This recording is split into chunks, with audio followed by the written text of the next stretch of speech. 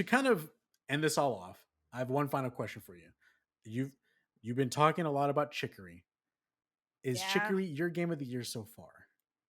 Yes. Yep. Yes, it is. Can you please describe that game to me? I'm a big fan of Lena Rain, and when I saw that game, I was like, my wife loves Animal Crossing. She loves the Life is Strange games.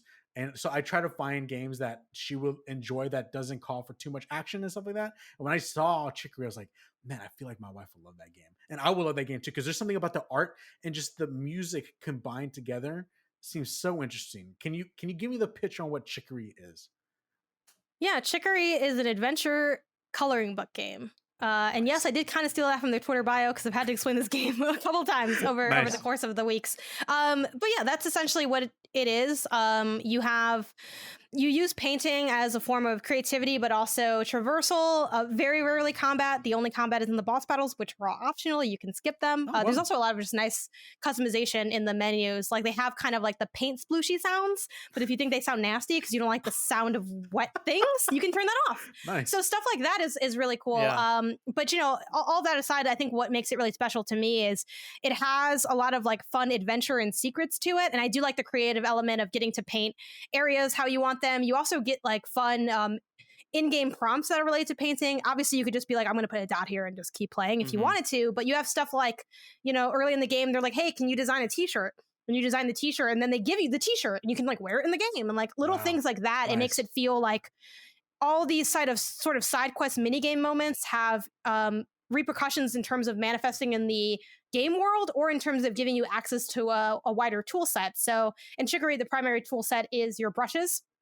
And like the benefit of having different kinds of brushes is it makes it easier to maybe like paint stuff, or it might just be like a fun creative element. So like one that's really great for, because painting can also help uncover like secrets. Like you can paint over an area and it's like, oh, this sparkles. Oh, look, a present's in here. This present has either a brush or maybe like a piece of clothing or something, or like an item that you're like looking for, or like when the trees shake, you can like paint over the trees and like this sounds really weird out of context, but like a little cat will pop out and it's like this is one of the missing cat kids, and if you find them all, like something cool will Awesome. happen Nice. of like side quests. So those are basically the ways that paint functions. And there are like fun brushes like the bucket brush that like immediately paints an entire area, which can be helpful for like traversing and like figuring out where you're at.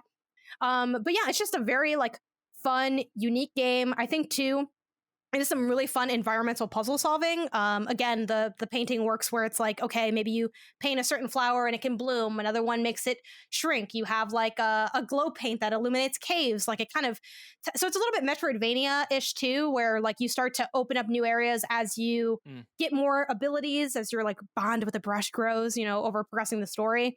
And it also just has like a phenomenal story that's very heartfelt, touches on a lot of like interesting topics of creativity and imposter syndrome, and the writing from the NPCs is like also really well done. The dialogue's also very like widespread. Like you can talk to someone over and over again and they keep bringing up different dialogue Oh lines. wow. Okay. Cool. I played the game for like probably at this point 26 plus hours because I platinumed it, and I very rarely had repeat dialogue. Like sometimes you did with Wow. there'd be Awesome. someone like who would say something like, I don't know, like one classic one that always comes up is someone will just be like, oh, I love what you did with this area, like the great use of blue or something. And like that one's kind of canned and repetitive, but those moments are pretty few and far between. And yeah, it's a really fun, amazing, special game. And yeah, it really sucked me in. I'm someone who, I play a lot of games, so I think it's kind of rare for something to really move me, even as good as like, Hitman and Little Nightmares and so many other great games I've played this year. This one, I'm like, okay, almost immediately I knew this was something special, and I saw it through 100%ed it because I just loved it and wanted more of it. And it was just, yeah, it's just leaps and bounds above anything I've played. Then my runner-up is Bravely Default 2, which is a kind of basic Oh, okay. JRPG. Nice. But as someone that doesn't like JRPGs, I actually like this game. So Nice. if you don't like JRPGs but are open to like the RPG genre, check that one out. I still want to go back and finish it, but I really loved it. A bunch of people in my house played it and they also loved it. So yeah, that was in the lead up until this. I do think it can get dethroned, if something another really, especially like from a big AAA that might knock it out of the park later in the year, or like Metroid Dread, I'm really looking forward to. But yeah, right now Chicory, number one, really good. Nice. Please go play it. Yeah. Quick. Actually, I guess two questions. So for Bravely Default 2, is there a certain aspect that's different than typical JRPGs that made it more enjoyable?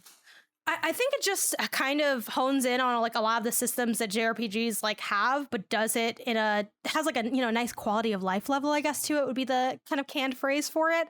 Little stuff like this is like so basic, and plenty of RPGs do this too, but where your attack, if it kills one enemy, it just goes to the next one. Little stuff like Oh, that. I feel like Nice. that's Yeah. everywhere in that Mm. game. Or they have like I think they have like an item. I might be kind of butchering this because it's been a while. I played it when it first came out and haven't touched it since.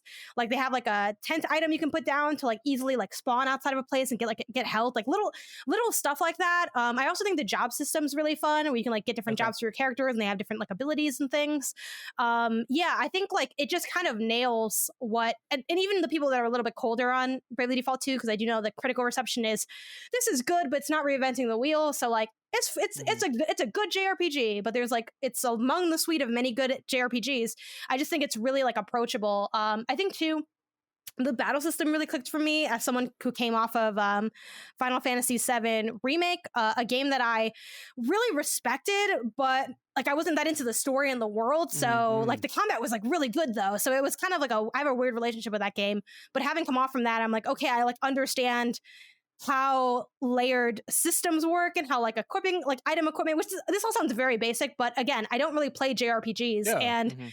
Pokemon's like my main RPG, which is it is an RPG, Yes. but it's a Yes. very familiar and formulaic and specific slice of what that genre has to offer. And I guess a Yeah. JRPG if you want to be technical Yeah. about like locations and things, but yeah, like it just felt like it didn't have like a lot of the, I think also if you're a Pokemon fan, I feel like it felt very like, I don't know, approachable with like, oh, there's different elements and like monsters and things. And again, a lot of those things come across different JRPGs and RPGs, but it just felt approachable, simple enough, but it had like a nice like little layer to it. Like I think the if you played Bravely Default before, are you gonna brave or default? Like, do you go for it? Do you not? You kind of rack up this other ability. Like, I just think it's really well made and like not too overwhelming. So if you like RPGs at all and haven't liked JRPGs before, I do think Bravely Default 2 is like a nice one to jump into. Nice. Mhm. Nice. Cool. That's good to hear. And then my other question related to Chicory is, did you play Wander Song at all? No, I didn't. Okay. I want Okay. to though now, Yeah. but Yeah. Because I'm conceptually it seems so similar to Chicory in the fact like the main core mechanic of this game is this very like at its base like awesome peaceful like non-conflict type way of like interacting with the entire world, and the whole game is built on it and like exudes that and has like interesting dialogue. And well, if you had played it, I was going to ask if if Chicory is like along the same lines, just like at a much bigger scale and a much more like high production value, because that's the one thing with Wonder Song is like it doesn't seem like it had quite the same resources. yeah, and I don't think it did. Having spoken to like the developer on MinMax, which if people are interested, they can check that interview. I think the episode is mentions like Chicory in the headline or Mhm. something. So, but it was like me and Ben Hansen talking to the developer, and like he had mentioned like with Chicory, he was sort of surprised that people were so drawn to the story because the gameplay is so much more like of a core part of the game than in Mhm. Wonder Song. But yeah, he mentioned having like a lot of like resources in terms of being able to just offload different elements of the project if needed to like people instead of having to like do all of it himself with his team or whatever. Yeah. So I think there's like an element of that for sure. And I'm not sure like critical reception wise. I do think Chicory's probably hit harder. I'd like to go back to Wonder Song though now. I admittedly skipped over it because a few people that I talked to that I'm like, okay, I feel like our like criticism always aligns. They were like, it was Mhm. just all right. And I'm like, maybe I'll just like wait then. But now I want to go back because I feel like, I don't know, Well- Chicory really hit. So maybe Wander Song is better than I thought it might have been based on pretty much nothing. Yeah. Yeah, I would. And if you like doing the physical collection, I would try to see if you can like snag a copy of the limited run still. Like yeah, that would be cool. I found out about that game because I was just in Best Buy and I was looking at games and I was like, what is this game? And I'm like, how have I never heard of this game? And it was like right at the time where I started actually following games media and before who I knew who Tom Marks was, who like has given me most of my indie recommendations since that Yeah, point. sounds great. And so I was like, how did I miss this? And it was just like weird timing thing. And I I just feel like he randomly reviewed it stumbled on too. Yeah, or he I'm at least pretty sure he he at least did. played it. I went Yeah. back and I'm like, he definitely plugged it on an NVC, and I'm like, I just missed this somehow. I don't know, Yeah, yeah. but Well, Janet, we appreciate you coming on and talking with us. Uh, Thank you so much for giving us your time. We follow everything that you do in regards to kind of funny and PS. I love you, and I do try to jump in every once in a while on min max stuff. But we thank you for everything that you do, being a voice out there in video games as a woman. So we appreciate you in that regard. And can you plug where everyone could find you? Yeah, a couple different places. I'm on pretty much every social media platform. That's Twitter, Instagram, Facebook, YouTube, TikTok, everything under the handle Game Onysus. That's Game Onysus. If I'm on a social media that you use, if there's a social media you use that I'm not on, please let me know so I can sign up for it because I have a handle on everything. And I'm also on Twitch under that same handle as well. Again, that's Game Onysus. Same again with YouTube, and my Patreon is also under Game Onysus, where you can kind of support my content monetarily if you have the means to do so. I got rewards from as low as $1 to as high as 25. I do Game Onysus weekly. It kind of funds like all of my content that I do and all of my efforts. So yeah, that's basically the hub of everything. There's also a website I have, GameOnysus.com, that sort of has like portfolio stuff and all my socials Yeah. linked. So if you're like, if you don't remember anything, if you remember GameOnysus.com, that can probably get you to most places that you need to go to follow my work. And that will be linked in the summary of this video, along with the interview that y'all did with the developer of Wondersong. So I'll make sure that's in the show notes as well. For those joining and watching, I appreciate y'all. Thank you for joining us here on Ambitious Casual. We do an XP podcast. That's a bi-weekly podcast where we just casually talk about games. And if you like this interview format, I want to try to do more. My most recent one that I did was with Chandler Wood, the editor-in-chief of PlayStation Lifestyle. We kind of Oh, I used to work for him. Oh, did you? Nice. We talked Yeah. about the Very whole cool. Blue Box game, the Blue Box conspiracy. So that was fun. So go check that out if you guys are interested in this whole conspiracy thing. I don't know where I lie anymore.